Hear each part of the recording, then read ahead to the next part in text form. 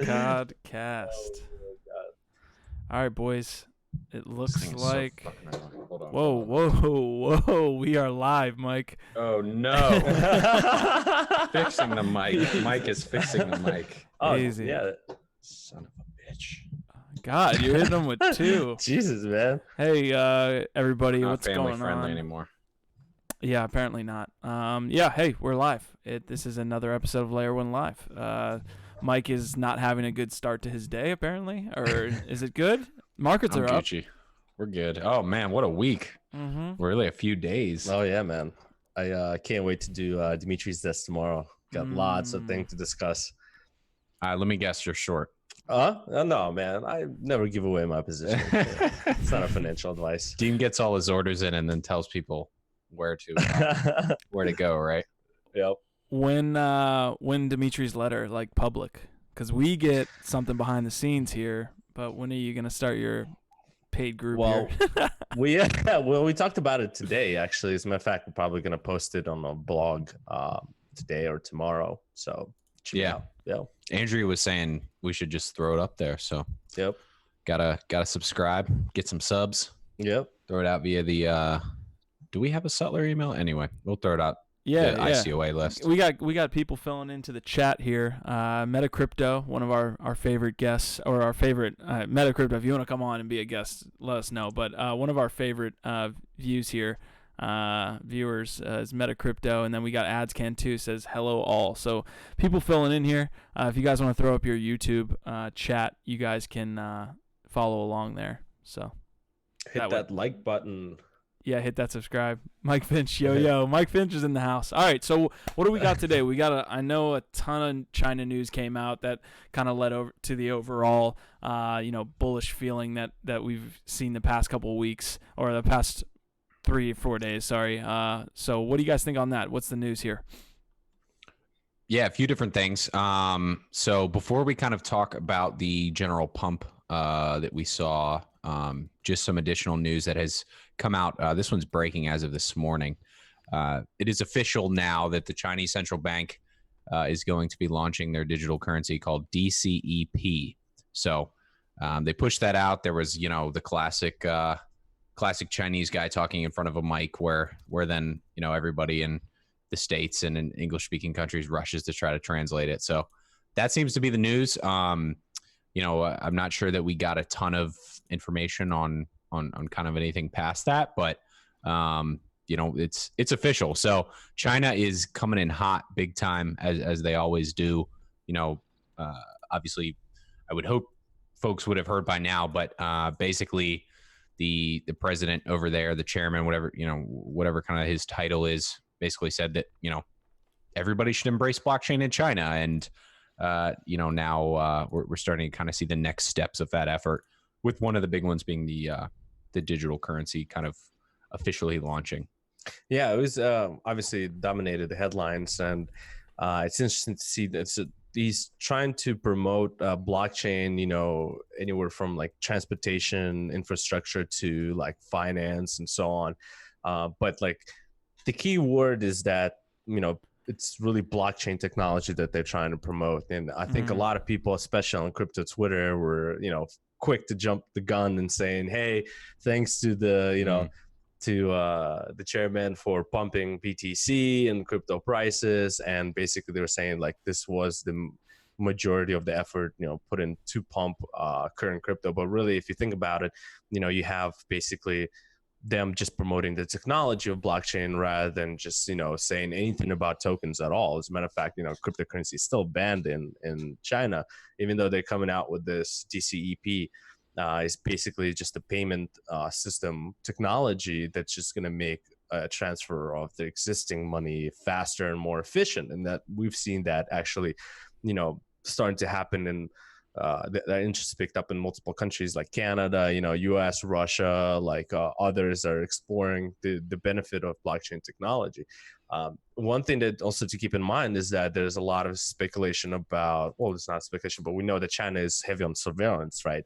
So when you have technology like a blockchain that makes things more efficient, it makes also surveillance more efficient. There's also CZ came out on Twitter, I think it was a blog post saying that basically that, with the WeChat blockchain feature, that WeChat Pay, basically, the government is basically monitoring all the financial payments and so on, but with the blockchain. So it's like it's kind of counterintuitive in that sense. Yeah, as classic 2019 in 2019 fashion, there were a ton of people on Twitter who weren't happy about the announcement from China, because nobody can be happy in 2019. Everyone's got to be upset about something, but they were kind of upset to the point that you're making, that people were getting all hyped up about China and blockchain and them kind of endorsing the technology, where they are trying to probably use it in a fashion that,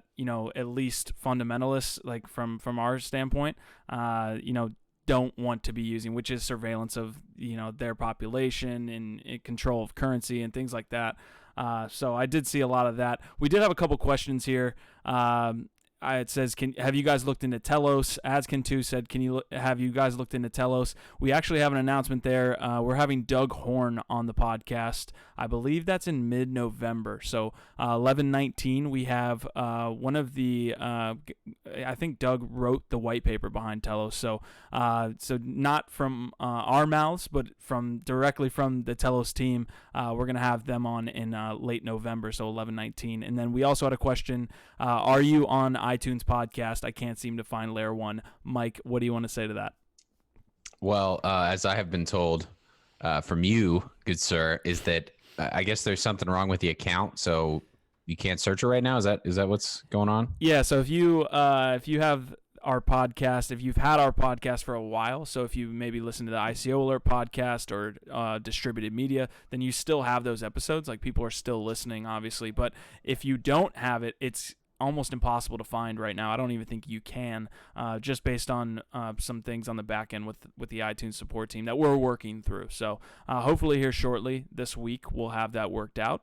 But yeah. Basically, we're too focused on making money in the markets and keeping you guys up to date on the news. So we're it's the infrastructure on the back end is slow. But yeah, the Telos one is interesting. I mean, I feel like if you just go out and do a quick search, it's really difficult to actually know what's going on, and the same thing happens generally when you go and talk to folks via Telegram. Like, I feel like a lot of the normal ways that you could go out and kind of do research on projects is tough now, as retail is kind of slowly starting to move in a little bit. I mean, it's the same with IOST, EOS, so many others, where generally those that are in the Telegram chats are super bullish, right? They're bag holders, they're whatever. So it's like, okay, well, media tells me that, maybe Telos is dead, and then Telegram chat, it looks like it's alive. So hearing it straight from the team, okay, this is what's happening now, this is what's coming, where, hopefully there's truth and honesty and everything coming from that. So that's the thought there with Telos. Yeah, I wonder if the China news isn't bearish for Telos, because their kind of whole position is based on the narrative of, hey, there's some centralized control over there in China with those block producers, and to kind of have a Western feel to the EOS blockchain is kind of Telos's narrative, at least, that they're trying to push. So I wonder if the news that China's becoming a little bit easing up on their pressure on blockchain and crypto doesn't negatively affect Telos. I think it was down like 15% when I had checked previously yesterday. So I don't know exactly where it is now. Could have easily bounced back up, but I wonder if that doesn't affect it negatively. Yeah, it's down 15% on an overall market pump. Obviously, not everything is pumping like 45%, like an IOST or Neo or some of these, but it doesn't.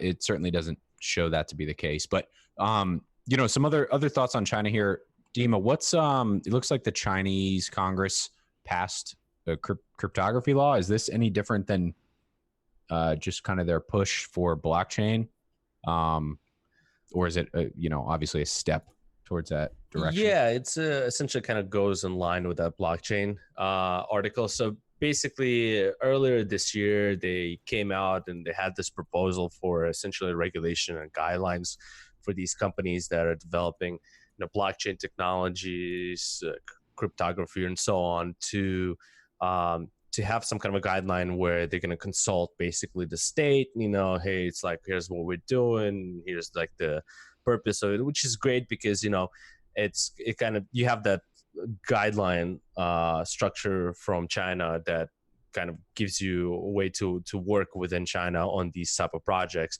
But also at the same time, what they're doing is also keeping track of all these companies, right? So when they're registering with them, when they're giving out information, is like, hey, I'm working on this project and blockchain and so on.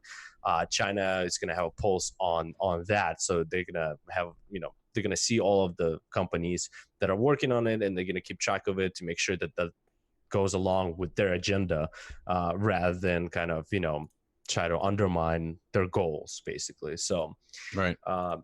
It's, take it with a grain of salt, basically. Yeah, it's funny. Like Andrew's mom was over this morning, and the past few days, like market's been pumping or everything, and they were like, "Oh, what's the latest news? Do we get more like bullish news?" And I told her about the digital currency, and she was kind of like, "Well, why does that matter?" And I was thinking about it, and I was kind of like, "Well, it doesn't really for crypto, right? I mean." Yeah.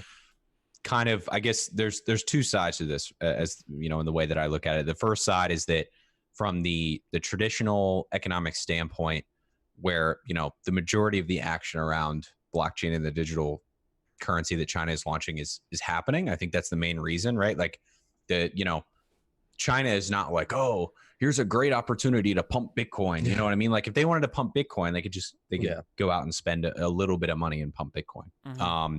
Especially with the way the market moves with futures now. So if Chairman wanted to liquidate everybody, he could totally do it.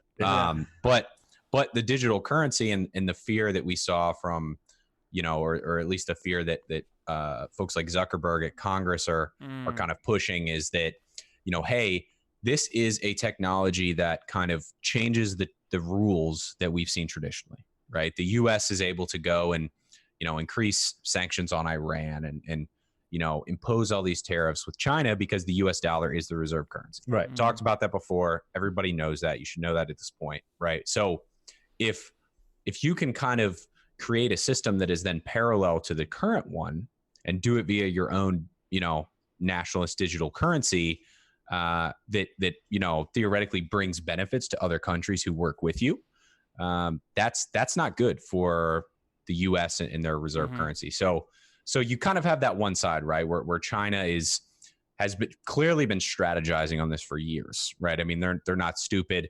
One of the greatest quotes that I think you told me, Q, was that China isn't worried about like their 10-year outlook. They're worried about their like 200-year outlook, and they're strategizing for 100 years from now, 200 years from now. So they've been thinking about this for a long, long time.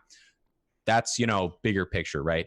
Down to crypto, to our industry, and we talked about this a little bit before the podcast team, and that it's hilarious because as soon as the Chinese, is it the president? Is it the chairman? Who's chairman? Is it chairman? Yeah. I hate going back and forth, but the chairman comes out and says, "Hey, I'm super pro blockchain. Everybody should incorporate it. I'm sure they're going to be throwing money at certain industries for it." And then, like you said, everybody on Twitter is like, "Oh, China's now pro Bitcoin, right? Pro crypto." No, very, very different things, right? Right. So, looking at it from that side, I don't think the market has moved at all because of that. From a direct correlation, that hasn't happened. No, I don't think so at all. I think what happens is that there are other actors, whether they're within Asia or not, probably everywhere, who maybe they know this is going to happen a little bit, and they go, and then what they do is they hunt for those liquidations, right? It doesn't take that much money to move the market $500, $750, $1,000. So theoretically, if you can move the price of Bitcoin by $1,000 for $25 million, right? And you can do that and time it up with major media events in your country or outside your country, then what you create is this kind of you create kind of this rush of hype and this rush of not controversy, but just kind of general media and people talking about it, where then once the news gets to us, we're like, oh, I get it. This happened at the same time. It must be correlated. It looks so direct when in fact it's just, it's happening behind the scenes. And those who may want to move the market up after having moved the market down a bit, in order to benefit from that price drop and thus price pump are going to do it that way. Yeah, there was a specific story and kind of a microscope here on the Chinese cryptocurrencies and how those specifically pump. So you don't think that is an irregularity at all? The fact that all like NEO, IOST, EOS, all of these tokens specifically pumped 30-40% on news that President Z, and I think it was President Z, but it might be Chairman. We're just going back and forth. But you don't think that that's an irregularity at all? No, it makes total sense, right? I mean, if the U.S. comes out and Trump says, blockchain is good, we're considering a digital, version of the U.S. dollar, then it makes sense to pump the U.S. coins. You know what I mean? I mean, it's not. There's no the Chinese government, as far as we know, is not going out and making massive investments in IOST or Tron or NEO or any of these things, right?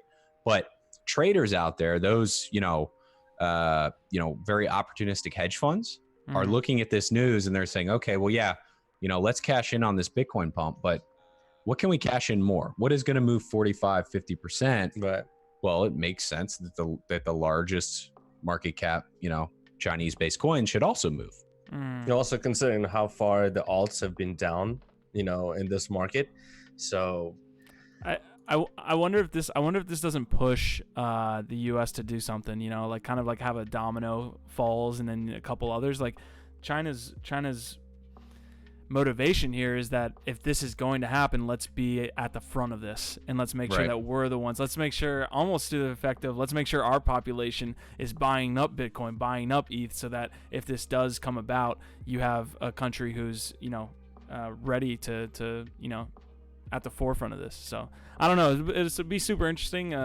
Also interesting to see, like, this all came after Zuckerberg and his Libra project and all this stuff. Maybe that pushed people into doing this faster than they might have wanted to. But yeah, let's move on. What other stories do we got here? I see some Bitcoin that we got, and then a couple ETH stories as well. Yeah, definitely. Just as kind of a general note, obviously we're broadly coming out of a bear market here.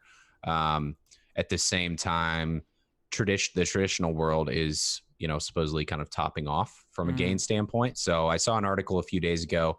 The data might be a little skewed now after the pump, but it was basically saying that the only two coins that were outperforming Bitcoin this year have been Binance Coin and Chainlink. So something to kind of keep in mind, right, as we continue to get bullish news around sovereign digital currencies, which theoretically helps expose Bitcoin to more and more people.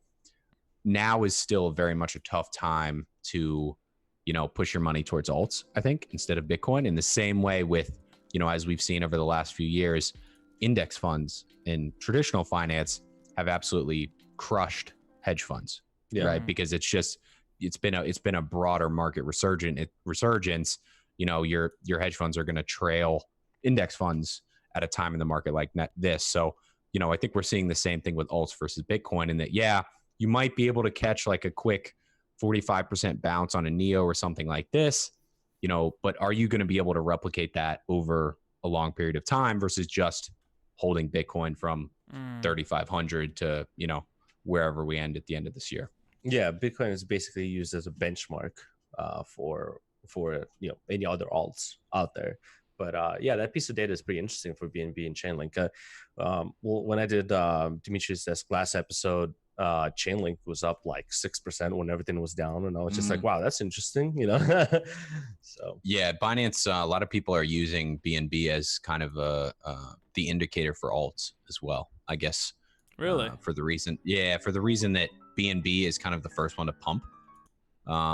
So I haven't looked into the data. It might just kind of be a thought from people, but it makes sense in that because BNB is so widely distributed via Binance and all the users it has, that if an alt pump is coming. The ones that are the most out there, the most readily available are going to be the ones to pump first. So something to keep in mind as you kind of take a look. Are you long BNBQ? Are you a BNB guy? Yeah, I mean, they've done a great job. I think we've talked about this all the time. Like CZ is kind of, literally carrying that company on his back. So I think there's a ton of other exchanges that are going to get right what they've done wrong, especially with their moves with Binance US. I don't know about the volume there, but specifically in the US environment, I think there's a way to capture what BNB might have lost by moving to Binance US. So in general, yeah, I would say I'm long BNB, but on a long-term scale, I think there's other exchanges that'll pop in there. Yeah, I would tend to agree with that. Yeah, 100%. So cool. So some ETH news as always. It's a popular time for ETH right now. We obviously had DevCon 5 for ETH finishing up maybe 4, 5, 6 weeks ago, something like that. If that. Some bigger news here. They have set December 4th as the upgrade for their Istanbul hard fork. So this is, I think, maybe the 5th or 6th hard fork from ETH now. Basically will broadly improve security and efficiency for ETH. Don't seem to have any significant issues with that hard fork going into place. I don't think we should expect any sort of, Ethereum Classic 2.0. It's not a fork like that. I think it's pretty much agreed upon from the core ETH devs. On that note, though, I did see something funny. A lot of people were pissed at Vitalik, I guess, because he tweeted something about it was like a poll where it was like, how much money would have to be stolen by hackers for you to reverse transactions on the blockchain?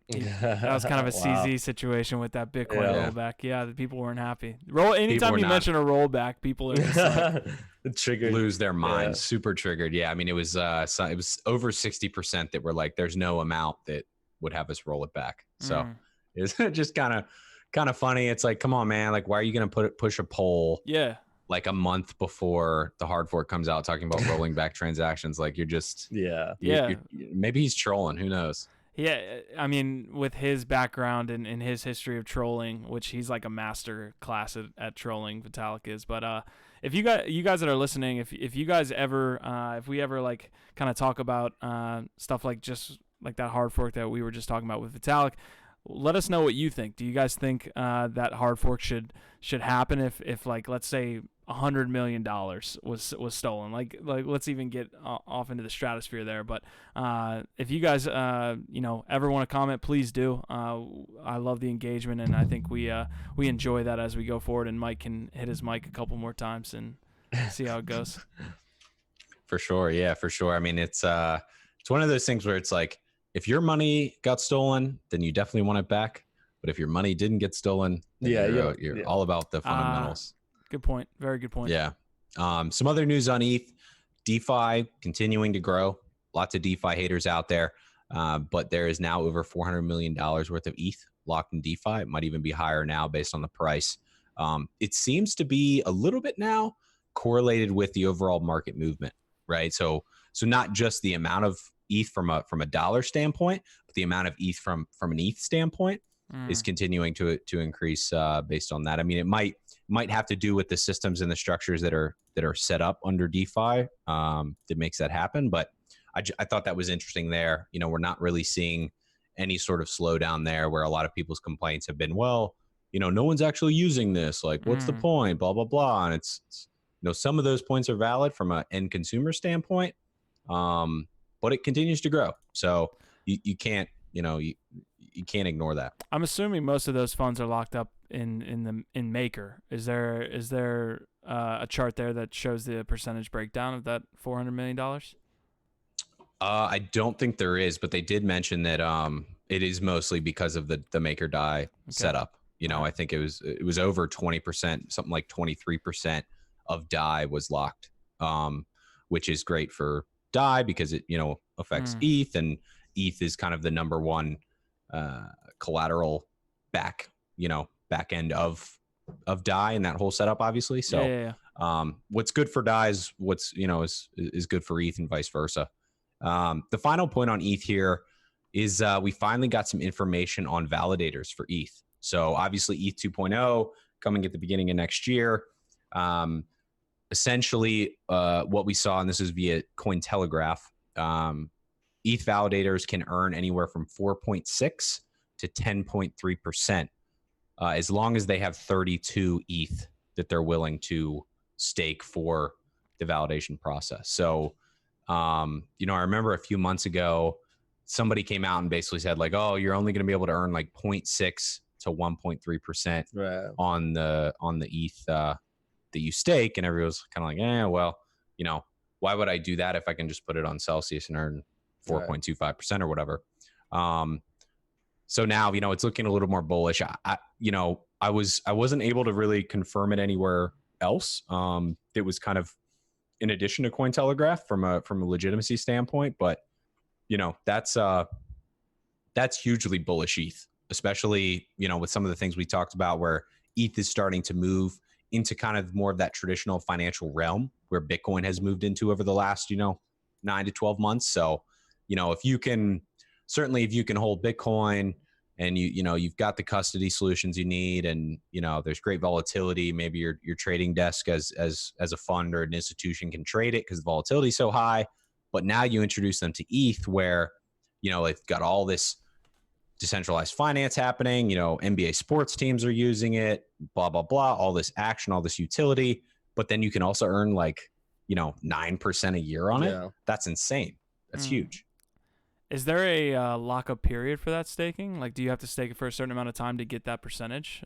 It's a good question. I'm not sure. It was a pretty short article. They really focused on kind of the calculation, which I wasn't going to have that though. What's that? I'm pretty sure they're going to have it there. It doesn't describe that in the article, but I wouldn't be surprised. Obviously we've seen how those proof of stake protocols set them up efficiently. So usually lockup period is something that's naturally there. So right. Yeah, I think it's got to be. One of the things that came up on EOS, obviously, with that governance model was Dan's kind of pitch about staking for a certain period of time, where you would have 6 months to a year, and he even used a 10-year option, obviously. And I wonder what percentage it would take for you guys to stake for 10 years. Oh my God! Stake ETH or EOS? ETH. Let's just say let's. I mean, 10 years ETH. Man, would you stake any coin for 10 years? Would you stake for 10 years Bitcoin? No. Yeah, really, it's hard to say that. That analogy that he's using is basically what we have in traditional finance with the bonds and so on, right? When you have bonds, when you lock them up for a certain period of time. But it's hard to do that with emerging tech like this because we're such initial stages right now that we don't know how volatile the market. Well, we know how volatile the market is, but we don't know which players are actually gonna be the ones that are gonna come out on top, like we've seen with the .com boom tech. Yeah, gotcha. So I don't know that I would lock it for 10 years just because, I mean, the rate, to answer your question, I think it would have to be, oh man. You guys out there to answer, what would you need to lock up for 10 years? Would it have to be 200% APR at that point? Yeah, I'm gonna. Then that would look like a scam. Yeah, exactly. It wouldn't make sense to be over 100% a year. But it would probably have to be between 40 and 80% for it to make sense. Because you got to think too, in the way the cycles work within Bitcoin, at least how they have traditionally. Over a period of 2.5, 3, 4 years max, you can go and get many multiples on Bitcoin if you're able to buy the bottom and sell, towards the top. So it's okay, well, if in 4 years I can get, 8x returns, which is going to break down to not exactly, but almost, from obviously the math doesn't add up here, but 2x a year. Why? Then the risk is, that makes sense. Why risk that in 9 years or 10 years time, there's going to be a new Bitcoin? And this is where all the kind of Bitcoin haters come in. And I kind of tend to stand on this boat in some context where it's a lot of people think that 100 years from now, Bitcoin will be, you'll get, 0.1 Bitcoin for every block, generated and all this, and it'll be cruising along. But it's like innovation doesn't stop. This technology doesn't stop. Every day somebody else is out there launching some new token. They're out there, looking at quantum computing, right? Like that was a big thing from Google that came out over the weekend or last week, I think. So that's a tough bet. Yeah, sure. It's more of a philosophical argument, I guess, than the actual, like, hey, how much APR would you need? It's more like, how long do you think this emerging tech will turn over? Yeah. But anyways, what we got on the next story here is a little bit from EOS. Not much coming from EOS in the past week, but we did have, it looks like, a third-party team, Blockchanger, work on a project called EOS Blender, which is essentially the ability on the EOS protocol as well as the Telos protocol to create anonymous accounts as well as private transactions. So I'll go through exactly how this works. In order to send a private transfer, the sender deposits a given amount of EOS, or Telos obviously, on the EOS.io Blender smart contract and assigns the deposit to a specific receiver. The receiver can then activate a claim action for the same amount and receive the corresponding transfer from the smart contract. And the way it works within this is that the sender's payment is then mixed with a ton of others within the same smart contract. And that's how you get that anonymous transaction. So it says the sender's payment gets mixed with that of others in the EOS.io Blender account, while the transaction data is not publicly disclosed. In fact, the name of the receiver and amount of the transfer are temporarily recorded in the form of cryptographic hash values. Only the smart contract can then decrypt the transaction data when the receiver claims the funds. So in general, it says that the protocol eliminates the explicit link between the original transaction and the receiver address. So thereby you have the ability to send private transactions on the EOS and Telos mainnets, which is huge. Absolutely, dude. I'm just grinning from ear to ear here, man. I think privacy is going to be absolutely massive in the next 3 to 5 years. I think we're seeing a lot of the same patterns that we saw with Bitcoin when it comes to the rest of the world looking at this. What's the quote that everyone always says? It's like first they ignore you, then they make fun of you, then they fear you, then they adopt you, or whatever the hell it is. Something like that, yeah. Something like that. Privacy, the same thing, right? First, people ignored it. They were like, "Oh, it's internet money, whatever. Who cares?" And now you're seeing like regulatory agencies popping up out of nowhere who are trying to control this. I had a phone call last week with a really impressive blockchain analytics company, essentially someone who can go in and do what would be the equivalent of forensic accounting, but on the blockchain. And they're trying to get to a point where on coins, on cryptocurrencies like Monero, that they can actually, hopefully get a little bit more data, at least from their standpoint, on who is sending this, how much is being sent.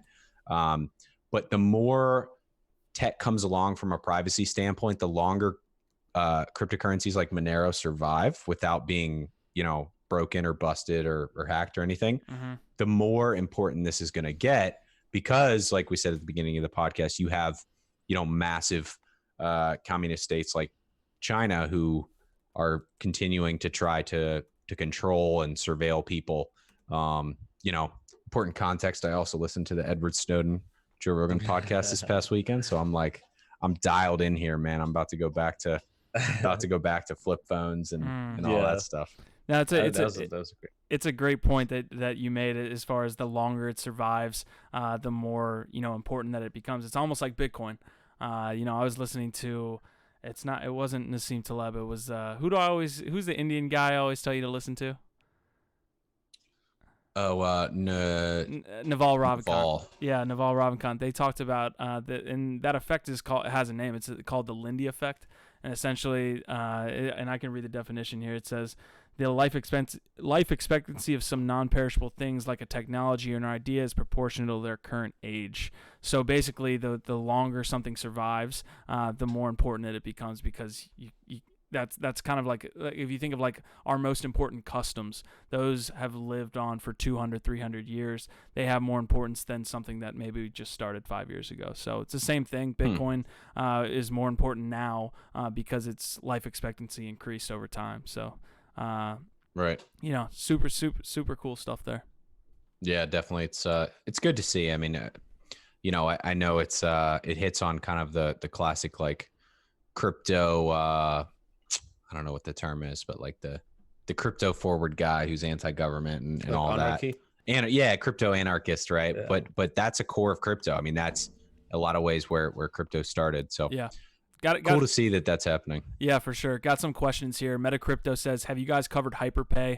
And King Lalibella says, are you familiar with Algorand? So I think we can first answer the Algorand portion. We did interview them at ICO Alert when we were in Vegas for that security conference, but we are planning on having somebody from Algorand on hopefully within the next month as well. We got a lot of cool guests coming on. Hopefully we can get them all for you. But have we covered Hyperpay?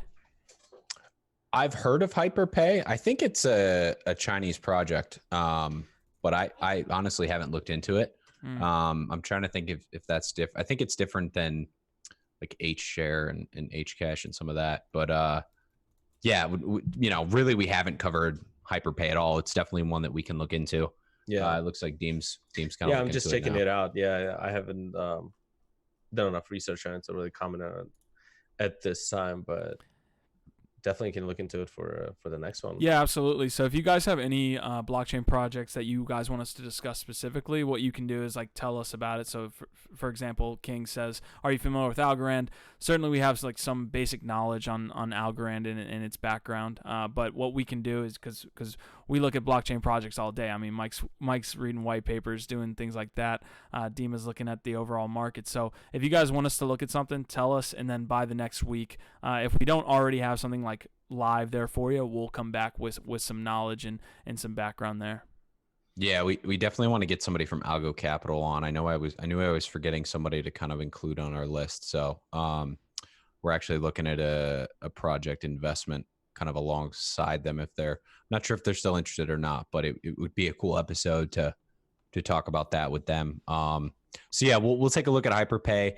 Algorand's an interesting one. I mean, it reminds me a lot of the kind of quote unquote professor coins that have come out in the past, where they do a really good job of raising money behind obviously the experience that, you know, the quote unquote PhD professor has in say like cryptography or economics or whatever. But they struggle to execute from a biz dev or marketing standpoint with actual kind of real world usage. It's still tough to say what will happen with Algorand. You know, we're super early. They've had a ton of issues to start, you know, namely in the way they ran the fundraiser, you know, at, you know, per kind of norms today, I guess, projects are going out and they're doing, you know, they're putting in some of their own money. They're grabbing seed investors. A year goes by, 18 months goes by.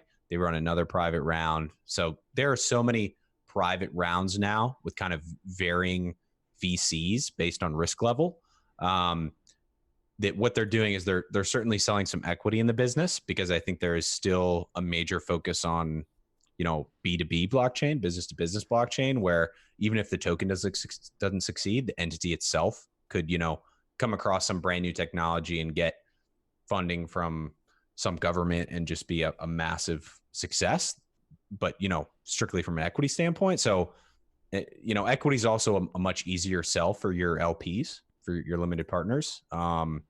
So there's equity there, but there's also tokens, which is where it kind of messes with us in that, you know, if Algo Capital investors at an early stage are able to get the token for 8 cents, right? And then by the time the public sale happens in that Dutch style auction, the token is $3.40. Every single VC is selling that thing as soon as it hits the exchange. I don't care how committed you are.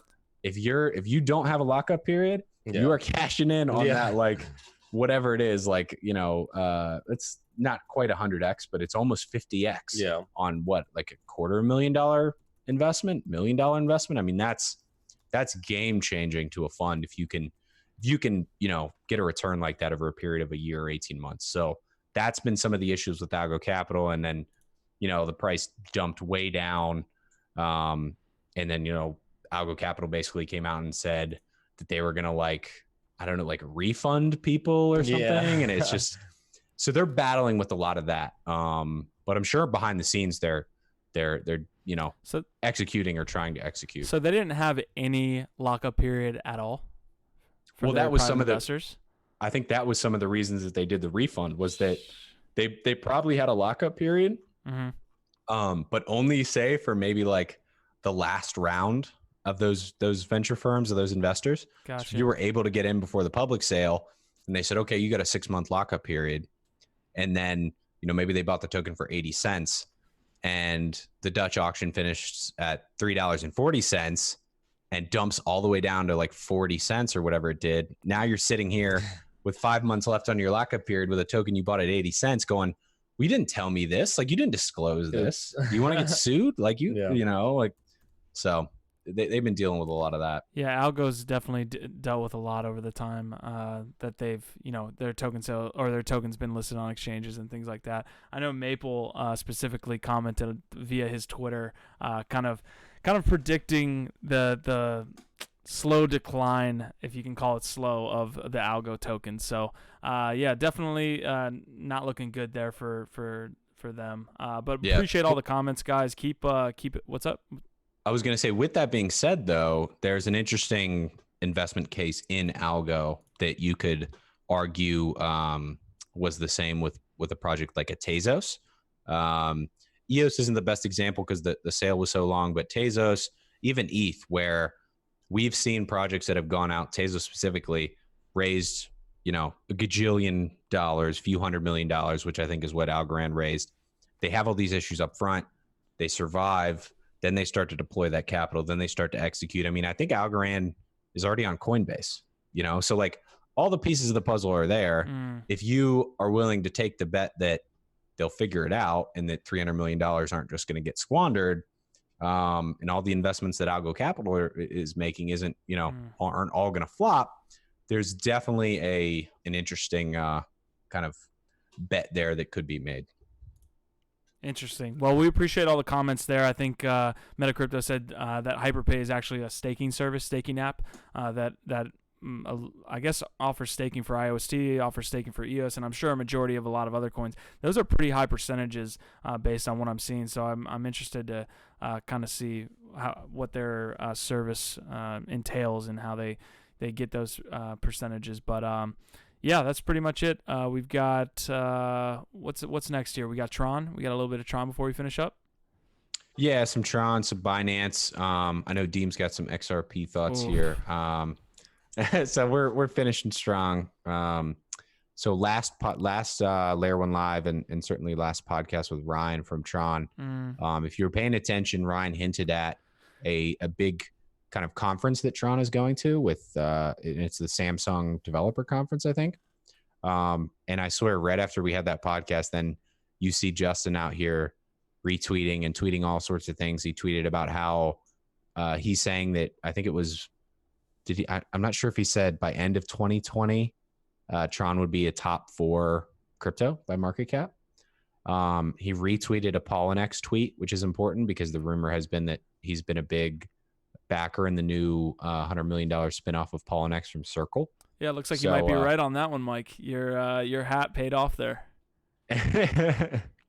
My tinfoil hat, yeah, for sure. So just keeping you guys posted on that. On the Binance front, Dean, we were talking a little bit about these flexible deposits that Binance announced here over the last week. Basically, they're calling them flexible deposits for the Binance stablecoin, BUSD, also BNB and BTC, where they're not anything crazy, right? This is basically just, you can set a deposit time or lockup time for either of those 3 assets and get an APR off of that. I think the highest was 2.8% for their stablecoin, and then BNB and BTC were less than 1%, which whenever we brought it up, your point was kind of like, well, why even do it? Like, right. Why not hold your crypto on Celsius or BlockFi or whatever, who are giving a significantly higher amount? And my thought there was that just as Coinbase offered something similar, I think theirs was like maybe 1.5% or 1.8% on these kind of quote unquote flexible deposits. My thought is that this is just another move for Binance and Coinbase and some of these others to start acting more like a bank, right? Where they want the money that you have in the crypto market overall. They want it to sit on their exchange because then they can go and lend it out. They can do whatever, as long as you trust that CZ isn't going to lose all your money in a hack. They're going to continue to incentivize you to house your money there versus on a ledger versus on Celsius or anything else. So it's just kind of, it feels like to me another step towards CZ's master plan of basically, being the largest, full-on crypto institution.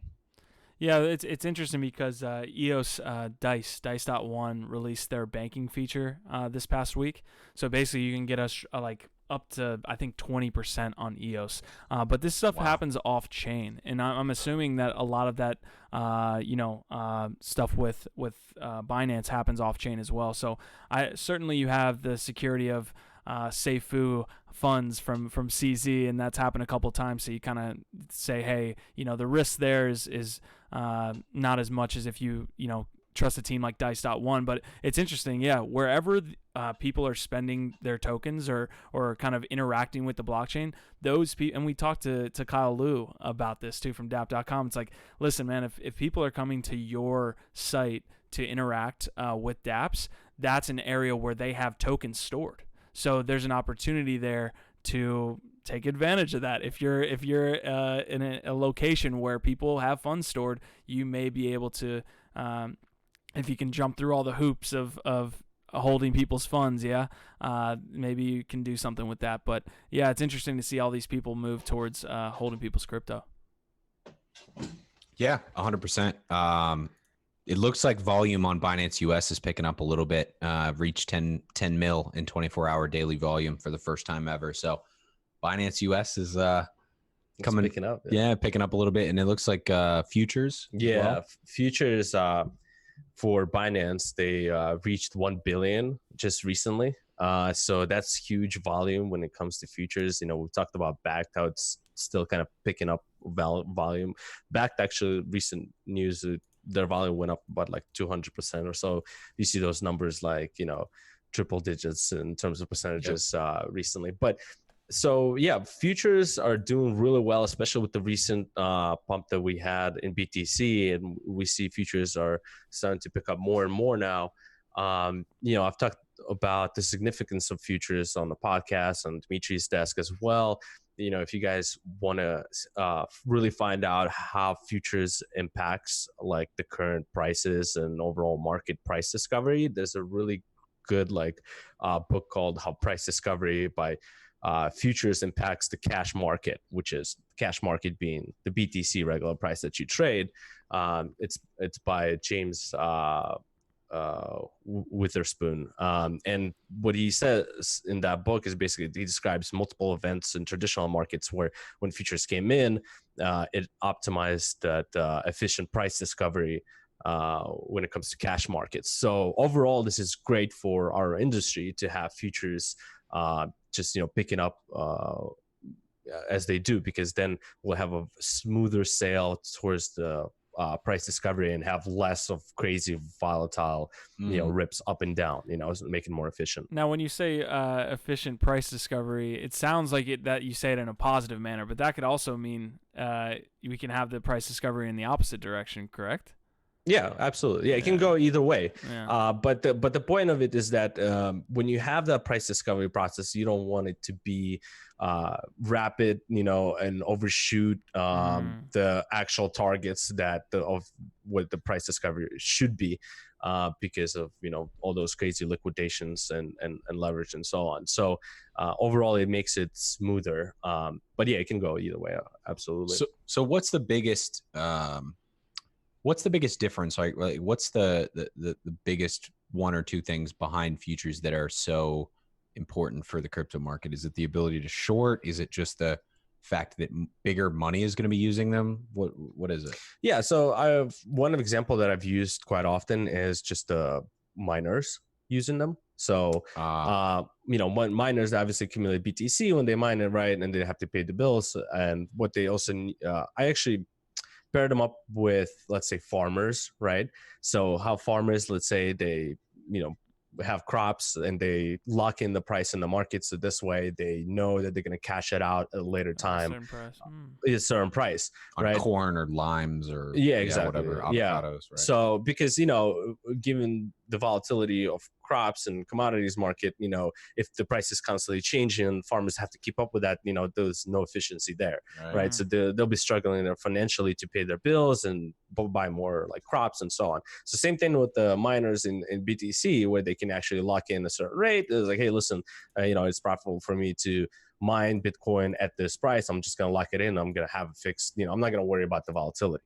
And that prevents them from dumping out an open market right away. And also it helps them to make that efficient profit. So that's the one example that's very popular. So I might be ignorant here, but if there were some type of like ETH futures when the ICO was coming around and people were raising tons of funds in ETH, would ETH futures have helped us stave off that dump that happened when you saw the market crashing and teams are selling that ETH?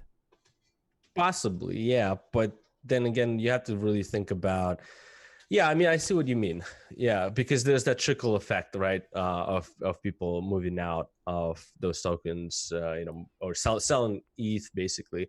Yeah, for sure, that could definitely help. They would have had to hedge, though. Right, but that's the whole point. Is that the problem is like you could have actually hedged back in the day as well, and you could have done it, properly. And I've talked about this so many times. Yeah. This topic, dude, it always triggers me. You need to write another article on this. Yeah, because I feel like people forget about it. Dude, like I was talking to these projects and I was like, hey guys, so yeah, great, you collecting all this ETH. So how are you hedging this market volatility? And they'd be like, what? And I'm like, yeah, like, in case the market goes down, and they're like, I don't know about that, bro. Like, yeah, we're good, They're like, what? You don't believe in ETH? Yeah, exactly. So it's like, yeah. I mean, and going back to that example of the farmers, right? I guess the reason farmers would do it, right, is that if at the beginning of the year, or say when you're planting crops or whatever, and let's say you're doing soybeans, right, and the amount of soybeans available in the market is expected to be X, right? But then for some reason, some country starts investing in soybeans and they're moving away from corn or whatever, right? So now it increases the supply of soybeans, which should then decrease the price. Yeah, because demand. Right. So now I'm a farmer in Wisconsin or whatever who is making soybeans, and I've invested all this money into these machines or whatever, expecting the price of 1 acre of my crops to be worth whatever, and now it's worth less. Right. Is that essentially? Yeah. Okay. So that's how they're doing it. But the interesting thing with Bitcoin is that it's never moving that way. Is there ever, like, I'm trying to imagine a scenario where there will be more Bitcoin in the market, which will theoretically decrease the price, but it happens the opposite way, right? Which is why everyone's always so bullish on the halvening, right? Because there are now less Bitcoin available to miners. They're earning less, so obviously the price needs to be higher for them to continue to be profitable, right? So they're using the futures in a similar way to avoid a downturn in price, right? Where obviously the halvening hits and we see a downturn in price, that's like disaster scenario. So it's like it's important, but it doesn't seem as important, I guess. Well, the thing is, like, the price of BTC still relies heavily on demand, right? Because even though we have that fixed supply, right, it still relies on demand. If the demand for BTC drops, then the BTC price will drop. So you're basically, getting rid of BTC, and it continues to move lower, and we still have that supply, yet it's limited. But if there's no demand for it, then it kind of comes down to that same issue. So it's really just comes down to like I get what you're saying. It's different in that sense because the supply is very limited compared to like the crops. But you took that very deeply, I was trying to make a simple example of analogy, Thanks for tuning in, guys, to this week's episode of Dimitri's Desk, because that was definitely a deep dive there into some background of the markets. But so we had a couple comments here. One a little bit earlier, King said, "Do you think it would be feasible for an airline to tokenize its flyer miles?" Yeah, that's pretty. I think we're all in agreement there without even talking about it. But we can discuss that. Is it going to be an airline mile, or is it going to be an airline company coming up with its own token and running its own back-end blockchain, or is it going to be in the same way that XRP is trying to be the payment rail for banks? Is it going to be a company between all of these airlines trying to do, I see you shaking your head, so give me the answer.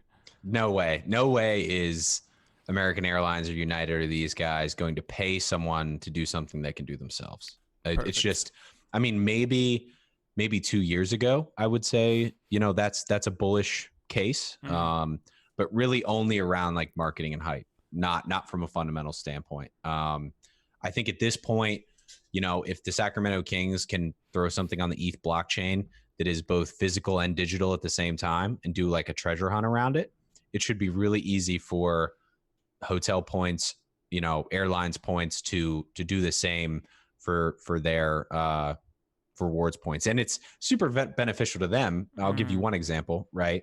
So with ICO Alert, the credit card we used for ICO Alert was the kind of thing where $1 purchase, you get a Marriott hotel point, right? And it actually at the time it was through SPG, Starwood Preferred Guest, and Starwood Preferred Guest was purchased by Marriott. So now you had millions of customers through SPG having to get merged over to Marriott. And we had a ton of points, and something happened in the Marriott system where, at least for us, it literally doubled our points overnight. Hard and fork. we never got an email, anything. So we were rolling fat in hotel points for a long time just because they screwed it up. And I don't know if they, to me, I don't think they screwed it up. Hopefully, hopefully no one from Marriott's listening to this podcast right now, because But yeah, I wanted to add, so check out the project called Winding Tree. We worked with them back in ICO Alert. So these guys basically are doing what you've described with the air miles. I don't know if you know about them, but they have a bunch of partners, like a bunch of these airlines that they apparently work with. I haven't really checked back on them in some time, but that's the one that comes to mind. And again, to Mike's point, I completely agree. Something like a Winding Tree that's like picking up a bunch of customers that are using this. Yeah, hey man, dude, somebody's gonna come in and take him out and just basically buy him out or whatnot, and then you have. It looks like they have a lot of partners. Yeah, there. they do. They have Lufthansa, Air Com. I thought Winding Tree was B2B. I thought it was talking about production of parts and things like that. It's not. It's been so long. It's been like a year or something.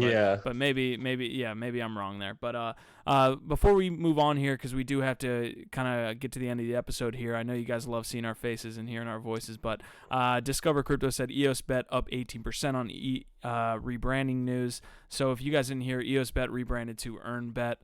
They're doing a lot of good stuff. If you guys didn't know, they're one of the only casino tokens that's listed on Binance DEX.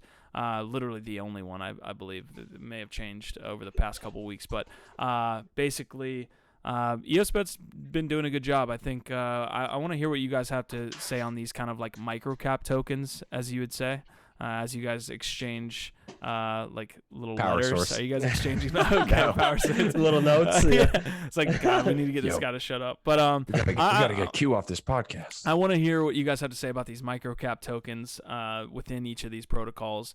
Because I don't think you can assign how you kind of view other tokens, like maybe you'd say on Dimitri's desk that have these market caps that are much higher, these volumes that are much higher. But in my mind, like an EOS Bet, or I'm more bullish on Dice, to be honest, because I think they're doing a good job.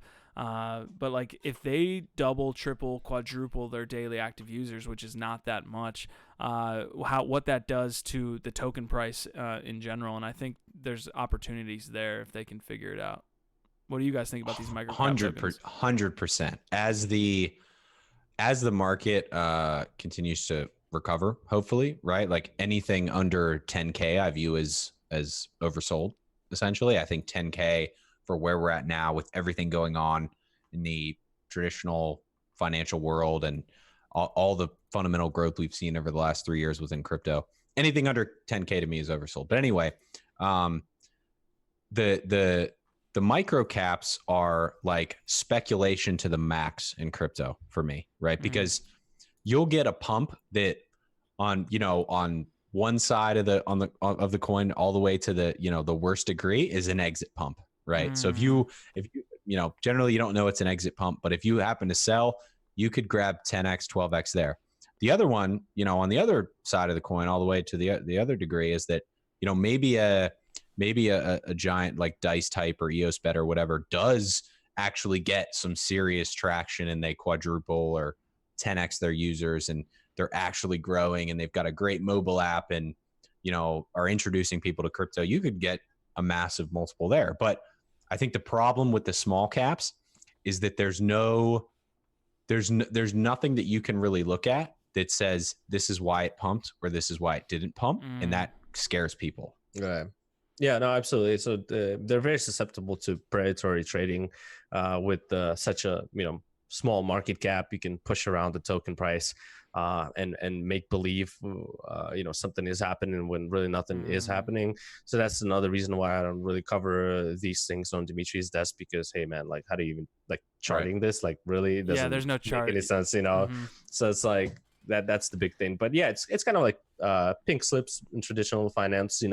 When you have these like biotech companies are trying to get approved, or let's say it's just like you can grab like those are pretty gambling positions, but like if those pink slips pick up, they can be 10x and so on. So like it's a risky play.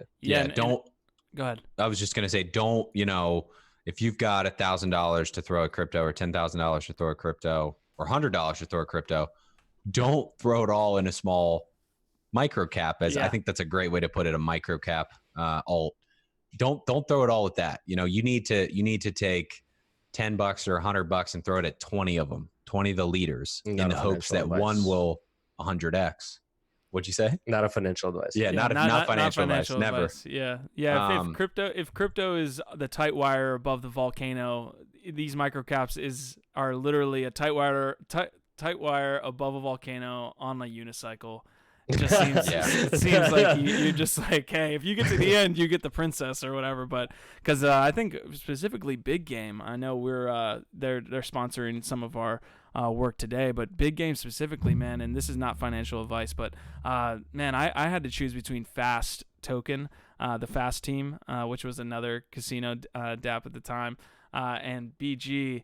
And literally, man, I thought at the time Fast was innovating a little bit quicker. It was in the 2018 timeframe, late 2018, and BG's 10x since then. What is BG? Big Game is a casino DApp. So they run the standard casino games. Like you have, I think they have Bullfight right now, which is. I'm not a big gambler, to be honest. Like I gamble, obviously blackjack. I do a little bit of roulette. I do a little bit of craps. But these other ones, these sick bow games, these bullfight games, I don't know enough about them to play them even. But yeah, you definitely get a bunch in these casino dapps. So Big Game is essentially a casino dapp. I think the Rivers Casino in Pittsburgh would say otherwise at Cusa. Yeah, I mean, I don't know, man. I've seen you in Vegas. I'm just saying. True. Yeah, yeah, fair. Thanks for pointing that out, fellas. Yeah, I mean, if we're in crypto, we're all gambling a little bit, right? I wrote an article about it on the ICO Alert blog a few weeks ago about how, as much news comes out about how Bitcoin is the next store of value and is the world's upcoming currency and all this, all of that very much could be the case. I think there's a lot of potential there. You still cannot deny that this is incredibly speculative, right? As much as people push you towards this, brand new asset class becoming something that people continue to grow to respect and see as a brand new asset class, still at this point, 100% like speculation. You cannot get into Bitcoin and not look at it from a speculative aspect and do well. Yeah. I like the speculative risk better than calling it gambling. Yeah. Just saying. It's much more put together. You're wearing, exactly. But I love the microcaps because I think that's an opportunity that's always going to exist within crypto. I think even as we get larger, there's always going to be, smaller cap projects that are going to have the opportunity to invest in a smaller, at an earlier time frame. I honestly don't know how the Bitcoin maximalists like have fun every day, because like it's so boring, right? Like it's still like obviously risky, like we're talking about, and there's a lot of cool things that Pomp talks about and shit, but it's still so much fun, like at the microcap level where you're talking about like these smaller projects, man. It's fun. Oh yeah, definitely. I don't think I've ever had it hit, but like to invest in something and get it to like 10x in a few months would just be nuts. That'd be so much fun. What are you talking about here? King of the ICO phase over here. How many ICOs did you have, Pump? I don't think any, dude. I don't think I ever. What are you talking I'm trying to about? think. So we had Substratum, we had EOS. What else do we have? Substratum, that was one. Yeah. But EOS isn't a microcap. I mean, let's be honest. EOS was never a microcap. At the time, it was it not? No, when it first first launched, even. Would you call Algorand a microcap right now? Where is it sitting on the coin market like cap? 42 or 50. Yeah, or I guess that's a good question. Like, what along the time? Where's the threshold there, Demo? What would you say is a microcap coin on CoinMarketCap? Probably like past 100. Yeah, I would say. I don't know. I guess they have different. Like, I guess they have stupid question. I guess they have different pages on CoinMarketCap. You know, I saw there was like a next button, so I guess the second page is something. We'll start looking. Yeah, the hard hitting analysis here. Basically, if you can't verify that a team exists and you can't find it on CoinMarketCap because it's not listed on any exchange except like some McAfee Dex or something, it's a microcap. Yeah. Anything listed on McAfee Dex is a microcap. There we go. You're literally playing with something that could be wiped from the internet. No one would have any idea what happened. Okay. All right. Well, all right. I'm glad we got that portion of the episode. Oh my goodness. Over with. We got IOST, we got XRP, and let's finish up because I think we just crossed over an hour here. Yeah, for sure. Real quick. Obviously we're super hot on IOST. But again, kind of talking about some interesting trends we're seeing here. And again, this is a trend based on like 2 days. So very, very new. But IOST, Neo, we've seen Tron now. I think Bytecoin or Bytem was a big one. Basically all of the top 100, top 200 Chinese projects that are alive and doing well and have kind of seen a lot of the growth from a fundamental standpoint that we've been talking about, they got that pump. They got that relief that we needed. I think IOST got as high as about 0.75 of a penny, 0.0075. So it's definitely something to watch in that if we start to see an actual country or region like a China or an Asia from a government level, even if it's, putting its force behind quote unquote blockchain, right? There will be so much marketing and so much hype and to some degree, so much potential for these projects that have something there past level 0 to be able to go out and say, hey, like I met with so-and-so from the Ministry of Finance today. Like, see you in 2 weeks for a big announcement. Like there's a lot of potential there for this, Asian coin pump stuff to continue to happen. So we'll, just wanted to throw that out as a potential trend that we start to see if other countries don't follow suit pushing blockchain. Yeah.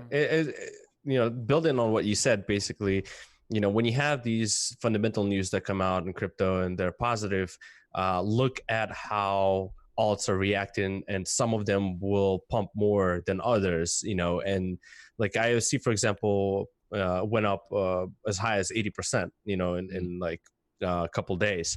So, and then you compare that to other tokens that are in the same kind of realm, and you see how they performed, if they yielded less in terms of the price volatility, then, some of the traders and investors might be, repositioning to those that are actually going to yield them more once the market conditions pick up for the alts in general, because that's when the overall rotation is going to happen. But that's, actually I like to talk about this here because it's all fundamental stuff, because I didn't get to talk about it on the desk. It's all technical, so it's a good balance. But that's what I would keep in mind. Yeah. And what's going on with XRP? Yeah, so XRP, interesting stuff. So they've worked with Moneygram, where they basically provided technology which is called on-demand liquidity services for Moneygram, where they integrated the process where it becomes more efficient, faster, and saves them quite a bit of money. And they've integrated this right now with Mexico and Philippines, and they've seen so much growth there, and basically so much positive usage. Yeah, I guess, and that they're pushing basically Ripple to integrate this with other countries like Argentina, Brazil, where they obviously have a big presence there as well. So I think what's going on basically is that Ripple is providing this tech, which is helping Moneygram to actually get more margins on their transferring funds. So like X-Rapid Tech, I think is what it's called. I don't follow Ripple enough. Well, not is this isn't like on-chain stuff that they're making for Moneygram, correct? They're not. No. Yeah, that's a good point to bring up. Yeah, so this is specifically just a tech for payment processing for Moneygram, just business to business. Right. Exactly. Okay. Yeah. So they're basically pushing them to do this because they're getting better margins with this new tech. And what's going to be interesting is that Moneygram is still kind of popular in those countries because they have struggling economies, right? And you have a lot of times where people will send money from, like, let's say US or somewhere where there's better economic conditions to their family using Western Union or MoneyGram or one of those things. Well, we already know the fees on those transfers are huge, right? So it's going to be interesting to see, as something like a MoneyGram that's introducing this new tech for these countries, are they going to actually decrease the fees, or are they just going to eat that extra margin that they're going to be getting on, using this technology? Yeah. With the fall, maybe their business is actually falling behind because they're kind of becoming that dinosaur in terms of payment processing.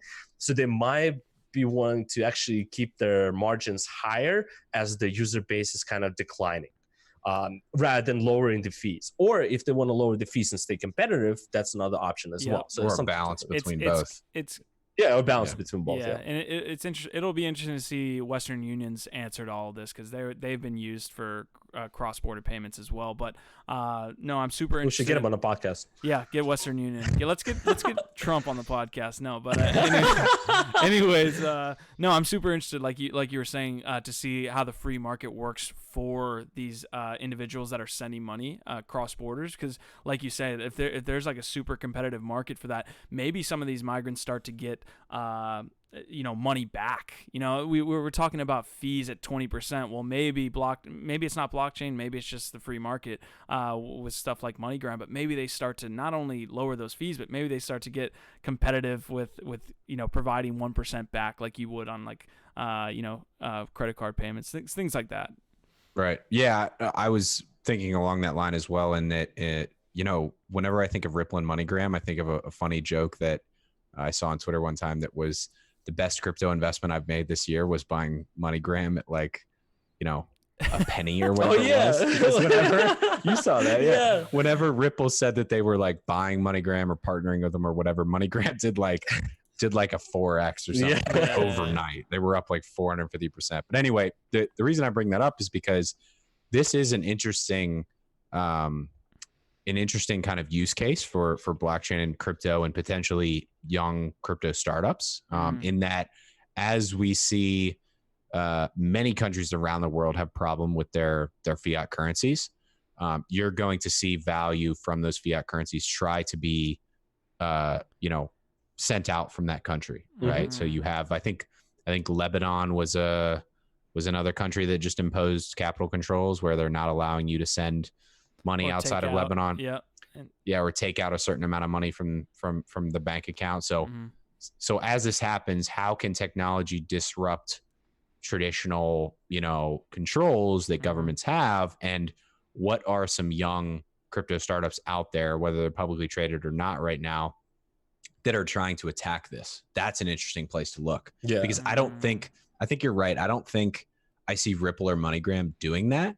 I think I see Ripple trying to sell their technology to existing, dinosaurs, but those who are still being used, right? They have all the users, so what countries are out there with some sort of unique advantage that, maybe they're on the ground, right? They're at the ground level telling people about, hey, you don't have to pay, even though MoneyGram's down to 14% from 20%, right? Or whatever it is. This is just theoretical. You don't even have to pay 14%. Pay 6%. Use our stable token, right? Because that's a key as well. It can't be something where it's super volatile, because people would rather pay people would rather pay 15 or 20% to know that their value isn't gonna go down 40% overnight. Agreed. Those are the interesting projects around this theme to search for, keep an eye on. I wrote an article on capital restrictions and how crypto is like disrupting that. But so you talked about, and I've talked about this in an article as well, like by keeping the citizen hostage basically with capital controls. But there's also the other side of it, where you have money coming into the country from other countries because those immigrants that left, right, they're trying to provide for their family and they're sending money over. So that side is important as well. So, and if you take a look at the countries that they're targeting, obviously, Argentina, Brazil, like these guys are having major economic issues, where people are struggling. And I think, a lot of the people that did leave, they have families that send money over to help them out while they're in that situation. Wouldn't it have benefited countries like Mexico to like target the off ramps specifically, like with regulation? Like if they didn't want this stuff going on, like let's say, for example, like people are using Bitcoin and not Western Union or MoneyGram or things like that. I know you just like mentioned all the reasons why they wouldn't use Bitcoin, but let's say they were using Bitcoin. Would it make sense? Would it make sense for the country of Mexico to say to like come down hard on like off ramps with regulation? Like I'm like not a Mexico, because I don't think they're an example. I think Mexico is an example of people who like say are coming to the US and working here and sending money back home. Yeah. But to your point, Q, like in Argentina or Venezuela or Brazil, where, these countries are ones that are suffering from hyperinflation, then yes, 100%. It matters for them to target those on and off ramps. But, unless you're going to get rid of the internet connection, there's only so much you can do. Yeah. Right. So like you have to go to where, as we saw with Lebanon, where people are storing their money, i.e. the bank, and say, you can't withdraw more than $200 a day or something like this. That's, it is kind of like the off ramp, but I don't think there's really any surefire way where they can eliminate the pros. They just try to restrict. It's all about the restriction, not like an elimination. That's fair. So yeah, you basically buy Bitcoin in Mexico, send Bitcoin to US, cash out of US, and send it back in MoneyGram. Boom. Usability. We met. We remember. Yeah, remember that guy we met at the BitMEX event. Yeah, at Consensus last year. We met somebody who they were based out of. That's what they were doing. Brazil, basically. I think. Yeah, they were doing that. They would basically work, as it seemed, with wealthy people in some of these countries who either wanted to move money out for their family, or because of these currency controls, and they would have this massive business where, yes, they would execute on that. They would say, okay, well, I'm going to take $1 million, you're going to give that to me. I'm going to buy $1 million worth of Bitcoin. I'm going to move this over here and then sell it out into cash. And for this, I will take a 7% fee just for the hassle. Right. But then on the back end as well, they were arbitraging between exchanges, charging the spread. Yeah. And charging and like, so they're just cashing in across the board. Intermediaries, man. That's the way to do it. Huge. Well, that looks like that's about it. Q, anything else? Are we missing anything? No. As far as news goes, we appreciate all the comments that you guys left as well, because we've got kind of our base dashboard that we work with as far as news, and we do our research there. But as far as the comments you guys give us, we love to kind of just like rapid fire there. So keep it coming. Thank you, King. Thanks, Discover Crypto, Carlitos Way, MetaCrypto, sweet name by the way, Carlito's way, but MetaCrypto and Ads Can too. We appreciate all the comments that you guys are leaving us, man, and we're growing this community. We're doing these on Monday. Every Monday we're doing these around 1 p.m. We've got Dimitri's Desk live on Tuesdays. What time are those, Demo? 4 p.m. 4 p.m. And then we've got our interview that either comes out, so our like kind of flagship podcast episode interviews. Those come out on either Wednesday or Thursday, depending on when we can get that interview going. So this week, I believe we have Ben from Nervos. That's a new up-and-coming protocol. Mike, you had gotten that scheduled. Do you want to say anything there? Yeah, we're just confirming with him. I know the setup is or obviously the time difference is significant. I think he's 11 hours ahead. So just some final confirmation there. Nervos is a project that comes from some guys who have been in crypto for a long time. They were some of the major proof of work miners on Ethereum and have been very much against the change to proof of stake. So super interesting discussion there, not only just about Nervos, but about their thoughts on the future of ETH. That'll certainly be a good one. We've got some other big projects coming up.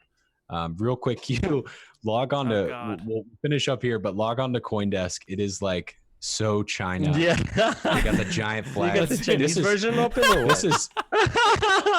This is breaking though. That I mean, is awesome. It says, headline on CoinDesk, from banking giants to tech darlings, China reveals over 500 enterprise blockchain projects. Good God, Dude. These guys really had a plan. This wasn't just like President Z came out and talked about blockchain. These guys will have like a specific, Chairman Z. I'm looking this up. Also on the front page, per the person about the airline stuff, it looks like British Airways has backed a firm with $5 million to put airline security on a blockchain. So there you go. We got some interesting breaking news kind of happening here via CoinDesk. But yeah, it's definitely China led all the way. Yeah, someone took over. I think China's buying CoinDesk up right now to push their propaganda. No, I'm just joking. But yeah, that's pretty much it for this episode, guys. If you guys want to hear us, like let's give an example. We had Talos. Evan's got a comment here, Demo. What do we got? Yeah, man. Dude, just tune in tomorrow at 4 p.m. I'm going to tell you what to do. Boom. There you go. Not a financial advice. Not in the financial advice matter. Perfect. And Dima's starting his paid group shill here pretty shortly. So we'll be starting that. But again, we have a ton of cool guests coming on for the month of November here coming up. Ben's obviously coming on this. I believe that episode is going to be out this Thursday, but we've got the guys from Talos coming on as well, and that was kind of from the community. You guys want to hear from Talos? We got you Doug from Talos. So if you guys have projects that you guys want to hear about, let us know, man. We'll contact them. We'll have them on the podcast. That's what we want to do. So appreciate it. 100%. Yeah. Awesome. Well, we've got some reading to do on what Chinese projects are going to pump next. Yeah. But until next time, signing off. Boom.